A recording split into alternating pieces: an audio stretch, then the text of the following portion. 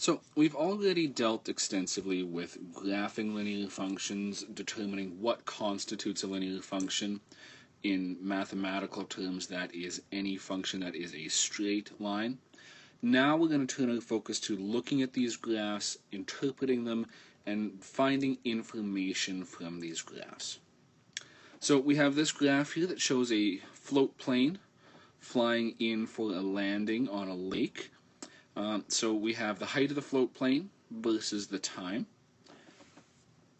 And my first question is, where does the graph intersect the vertical axis, vertical being up and down?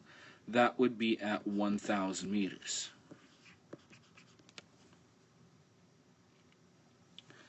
What does this point represent? Well, we need to take a look at the x-axis as well, the t-axis as it's labeled.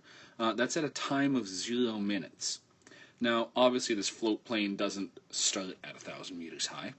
Obviously it's been flying for some time at 1,000 meters, but this would be the beginning of the descent.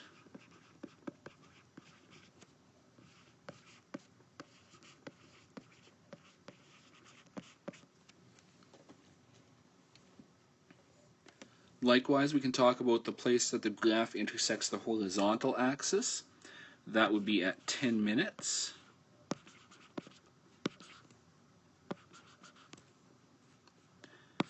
And the representation of this would be when the plane lands.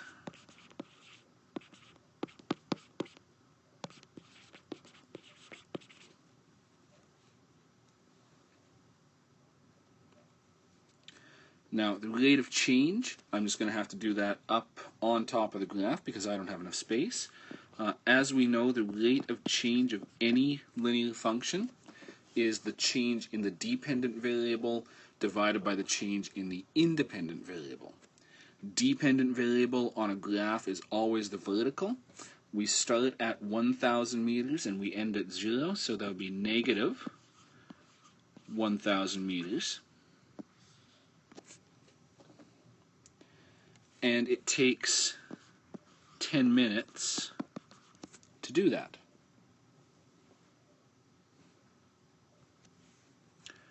If we do the math, that would give us a value of negative 100 meters per minute. And that represents the speed of the descent.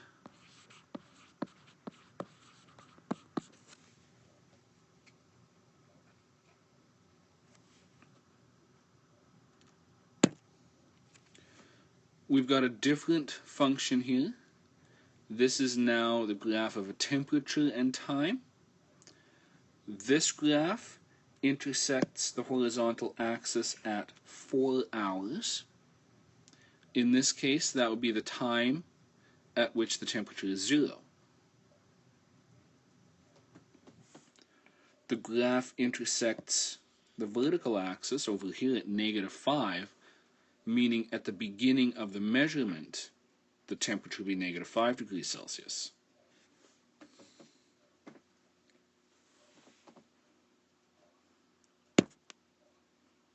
So what can we see from this? The graph is just a little bit bigger.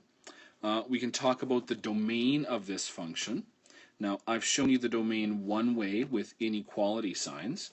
Another way of writing the domain is, because we have a line, we can say that the domain is continuous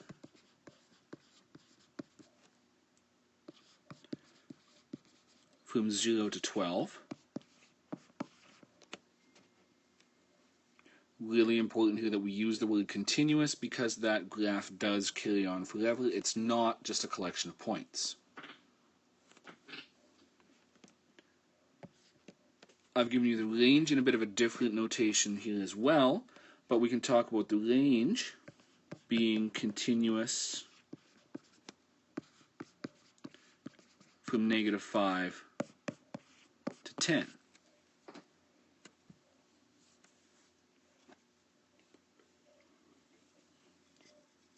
I've done the calculation for the rate of change for you.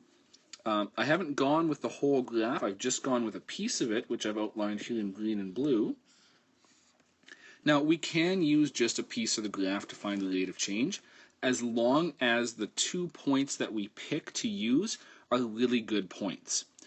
Really good points touch the graph at crosshairs, so those 2 that I have outlined are really good ones to use. To go from the first point to the second point, we rise up by 5 degrees Celsius. And to go from 8 until 12 would be 4 hours. That's why we have 5 degrees Celsius and 4 hours. Divide that out, we get 1.25 degrees Celsius per hour.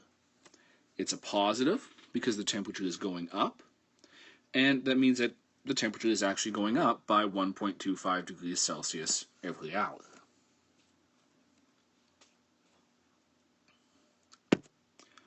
Different location. Temperature in location B, we start off with a vertical intercept of 10 degrees Celsius, meaning at the beginning of this measurement the temperature is 10 degrees. Horizontal intercept is at 5 hours, so 5 hours after we begin measuring, the temperature reads 0 degrees Celsius.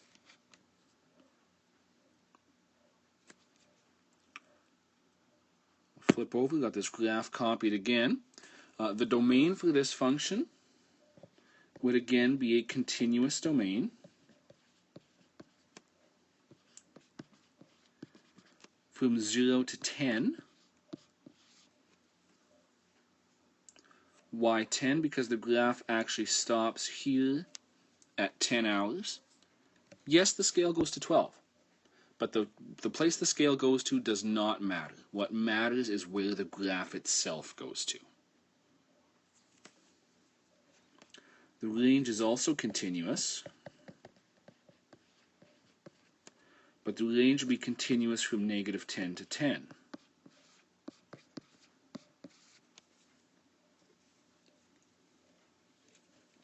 And you may be asking yourself, why -10 to 10 instead of 10 to -10? Just because of the convention, we always go from the smaller number to the bigger number when we're listing them out. Yes, the graph starts at 10 and ends at -10, but just to make things a little bit easier and to follow the conventions of math, we put the smaller number first.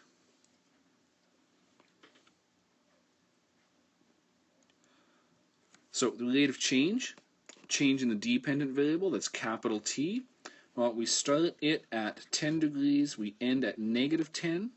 So the change in temperature is actually -20 degrees Celsius. The change in time, we start at 0 hours and we end at 10, so that took us 10 hours to do. Divide that out, we get a value of -2 degrees Celsius per hour,